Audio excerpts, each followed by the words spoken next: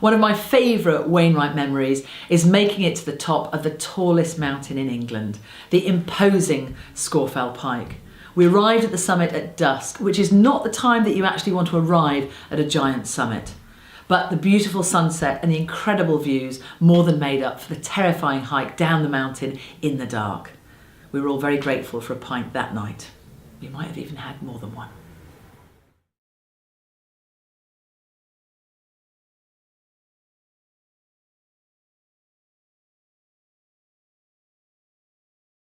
Yeah, I love going up them. You can run around on the summit. On the top, and you can say, I've been to the top of that mountain and they're really fun to climb. You might be able to see a cloud inversion, which looks really cool. Yeah, like behind me and in front of me as well. Yeah, all around me. So cloud inversion is when there's a mountain and there's a cloud below the mountain. Yeah. The first time we went up a mountain, we were in our mum's tummy, and the first mountain we climbed was the highest in the country. Yeah, Scaffold Pike. Joyful.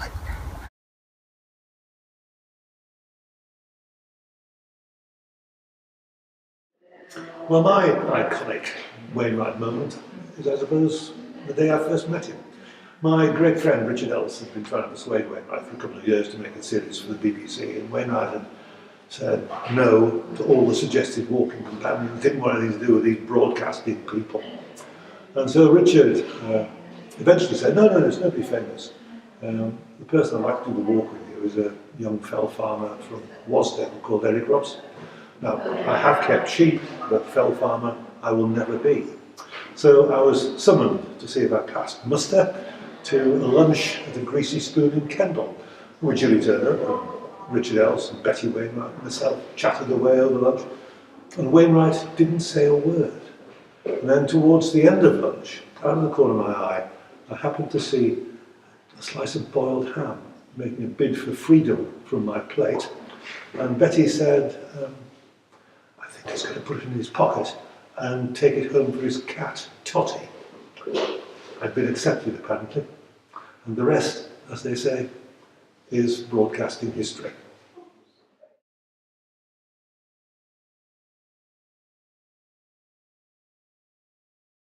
I remember going up Gummers How when I was a kid. I think we were doing How Do You Get Up Gummers How Do You Get Up Gummers How on loop all the way to the top. Then in my 20s, my then boyfriend, now husband, and I started going to the Lake District together. We went first with his parents, staying at a B&B in Borrowdale, and then we went by ourselves, by train. My most vivid memory of that trip is of climbing Skiddaw, top to toe in waterproofs, tackling the scree at the top in the mist. I had such a sense of achievement when I reached the peak, and a well-earned pint when I was down at the bottom again. The year before our son was born, we did Helvellyn. It was February, snowy up high, but also sunny, blue skies, just beautiful.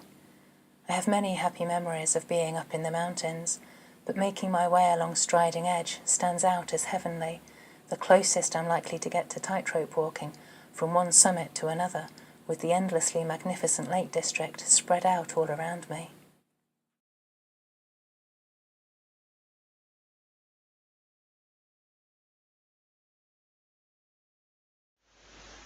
The power of the Lake District exerted itself upon me on two memorable occasions. An old friend of mine had moved up there with his young family in the 80s, and I took my young son camping to Borrowdale. We camped on a hillock overlooking the river, and for a week I watched my son revert to a sort of wildness, and he became a kind of a Cumbrian Huckleberry Finn, swam in the lake, canoed. We climbed the knitting hordes together, crawling through the gorse and the heather to the upper peaks. And it was then that I recognised that there was a strange power in this region of England is unique. It's a kind of a sealed-off island in Britain, a kind of a Narnian romantic region of alpine peaks and dells and glades and valleys. And I understood then that the power that it exerted over the romantic poets, Coleridge, Southey and Wordsworth. The second occasion where the power of the lakes really bore home upon them, was on a walk up Raven's Crag with my friend Paul and his dog. It was a very, very cold winter's day. There was a deep white fog shrouding the peak, and as we ascended, the fog got thicker and thicker. The edges of the mountain became blurred and indistinct, and it was as if we were ascending into some ethereal realm. And the dog, once we got to the peak, who was very mild and meek in ordinary domestic life, became absolutely wild. He would vanish into the fog and then reappear seconds later, like a streak of flame flashing across our plane of vision. And I realized then that he was reverting to wildness in exactly the way as my son reverted. And I think that's the power that the lakes exerts. We resonate with that kind of wilderness, back to nature. And it's something that, it's a place that allows us to shed the snake skin of our urban civilized living and really, really drink deep from the mountain and the forest and the lake that is still our natural environment. And that for me is the power of the lakes.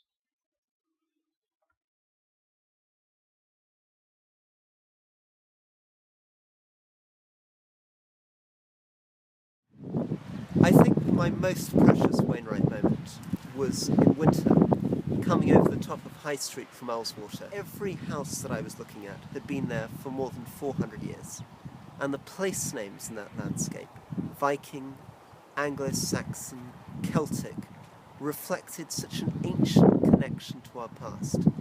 For me, what Wainwright gives me and what walking in the Lake District gives me is a connection to the minds of the past, the history of our past, and the connection between our mountains and our nation.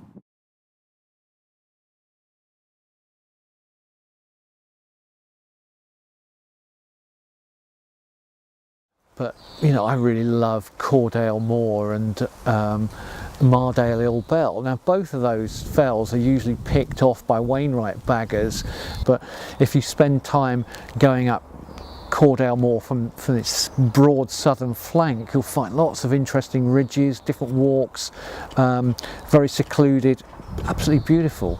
If you spend time on Mardale Ill Bell, it's got two ridges, one to the north, one to the east, and in between is a corrie, and you can go up or down either ridge, and there's at least two ways through the corrie, through all these rock outcrops. It's an absolutely spectacular, beautiful mountain, Mardale Ill Bell. It's right next to Blee Water and Small Water, probably the best two tarns in the Lake District. And you know, if you spend a lot of time on that fell, on that side of the fell, you'll get so much out of it. It's an absolutely wonderful place. So I would say Mardale Ill Bell recently.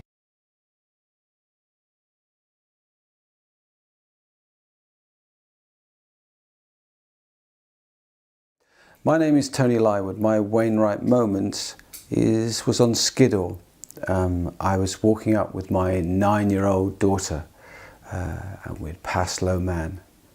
It was January. It was cold, it was -10. And by the time we reached the top of Skiddaw, my daughter was freezing cold. But she never said a word and never complained. And I remembered how proud I was to be walking up Skiddaw, one of the best Wainwrights, with my 9-year-old daughter.